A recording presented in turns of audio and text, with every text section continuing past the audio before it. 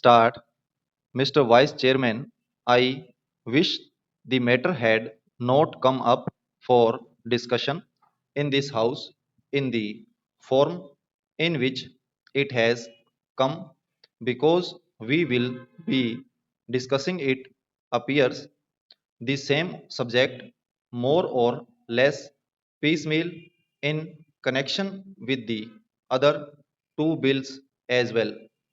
What was necessary for the government in this connection was to provide for a general discussion on the report of the Finance Commission, the kind of thing that we have on such reports, and after hearing the views of the members here, they should have formulated a bill.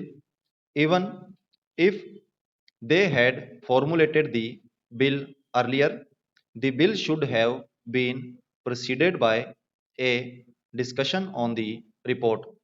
It would then have given us an opportunity of dealing with this rather important subject in our public finance and indeed in our national life. But now we are asked to treat this matter piecemeal and deal with the bill as it comes separately. I say, sir, this would not seem very fair. It is true that we have had two other reports of the Finance Commission and that we have had certain opportunities of discussing the issues raised by the Finance Commission on previous occasions, but that should not have precluded a through discussion of the third report, more especially after the experience of the two 5-year plans and generally also after the experience of the states in the matter of public finance. And as regards relations between the states and the center, all I can say is that the government does not understand the magnitude of the problem or the urgency or the seriousness of the issues involved. It is possibly because they think that all these state governments are under their control and that the state governments would toe the line whatever is laid down from here. Suppose, sir, today a number of states had been outside the control of the same party which controls the central government.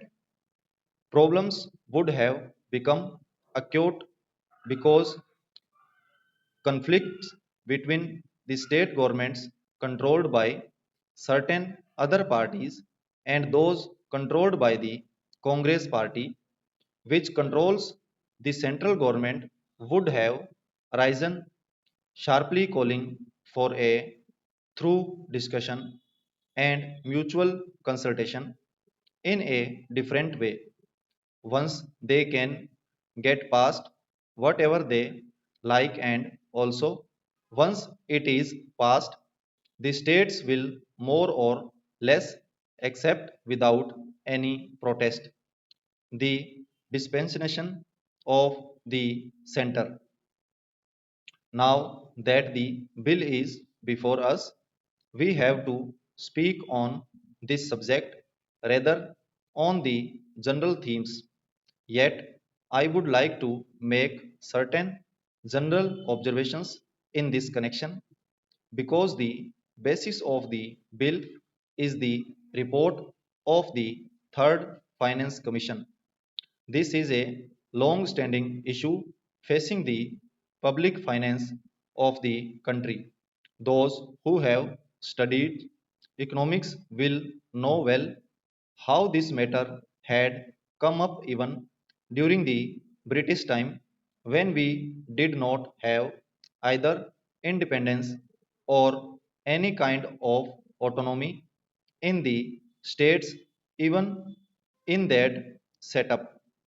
Even at that time, the state governments functioning under the British felt that something should be done with regard to adjustment of finances, especially in regard to the relations between the center and the states. There had been a long standing controversy as to how the taxes, especially the income tax, should be divided between the center and the states. I do not deny the existence of the controversy, and this controversy is not easy to resolve.